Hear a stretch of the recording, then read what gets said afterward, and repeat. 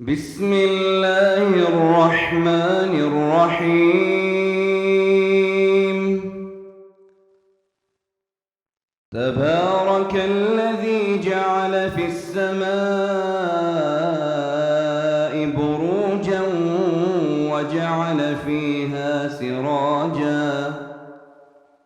وجعل فيها سراجا وقمرا منيرا. وهو الذي جعل الليل والنهار خلفة لمن أراد أن يذكر أو أراد شكورا. وعباد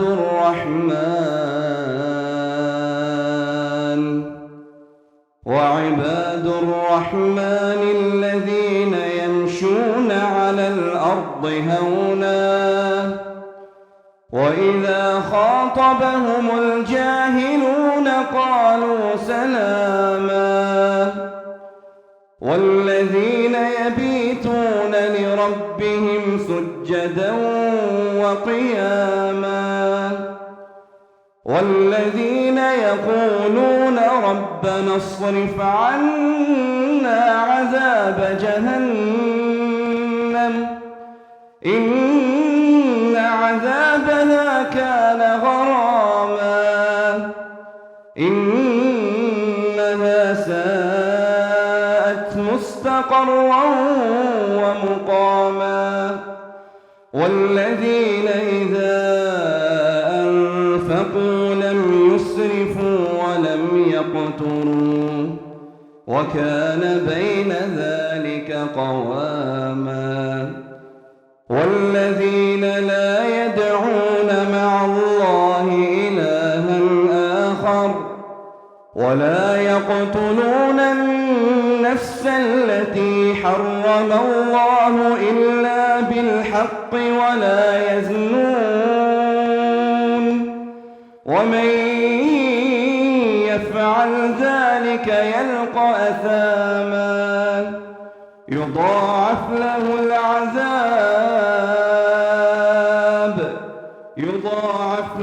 العذاب يوم القيامة ويخلد فيه مهانا. إلا من تاب وآمن وعمل عملا صالحا فأولئك يبدل الله سيئاتهم حسنات وكان الله غفورا رحيما. ومن تاب وعمل صالحا فإنه يتوب إلى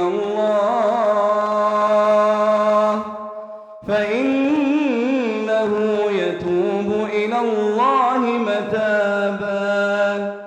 والذين لا يشهدون الزور وإذا مروا باللغو مروا كراما.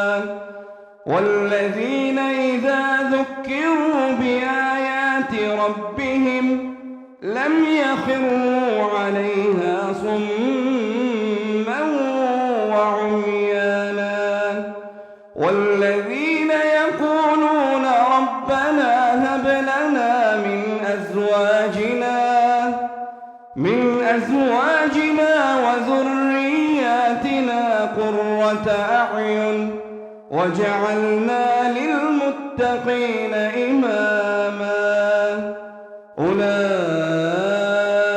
يجزون الغرفة بما صبروا ويلقون فيها تحية وسلاما خالدين فيها حسنت مستقرا ومقاما.